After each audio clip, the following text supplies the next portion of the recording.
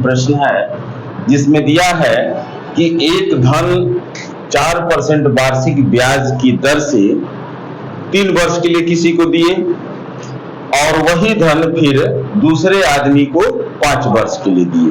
ठीक है, दोनों समयों में आपको ब्याज मिलेगा।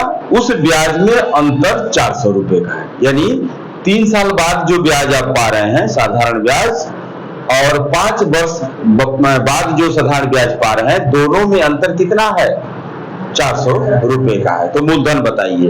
तो मूलधन निकालने का एक फार्मूला है, मूलधन बराबर ये इनके जो ब्याज में साधारण ब्याज में अंतर गुणे 100 बटा क्या करेंगे बताइए? समयों में अंतर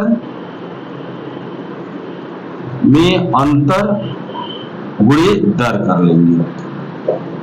तो साधारण ब्याज में अंतर हो रहा है 400 रुपए का, 400 लिख देंगे गुणे 100 और समयों में अंतर, समय कितना है? 3 वर्ष और 5 वर्ष। 3 वर्ष और 5 वर्ष में अंतर 2 का होगा और दर दिया है कितना?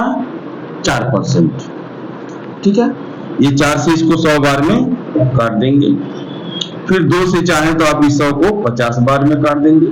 50 गुणे 100 करेंगे तो 5000, यानी मूलधन आपका 5000 रुपया हो गया। एक प्रश्न इसी से मिलता जुलता और आपको आएगा, जैसे एक धन का 4% वार्षिक ब्याज की दर से 3 साल के लिए किसी को दिए तो वह आपको साधारण ब्याज वापस करेगा, फिर 5 साल के लिए दिए तो भी साधारण ब्याज वापस करेगा। इन दोनों ब्याजों का योगफल भी दे देगा, प्रश्न में योगफल दे देगा। यहां तो अंतर दिया है ना, दोनों साधारण ब्याजों का योगफल का देगा इतना रुपया है, तब मूलधन बताइए। तो आप क्या करेंगे? फार्मूला जहां पर अंतर है वहां योगफल हो जाएगा। ब्याज साधारण ब्याज में ब्याजों का योगफल, समयों का योगफल, दर वही रहेगा, 100 वही रहेगा। ऐसे प्रश्न कर सकते हैं।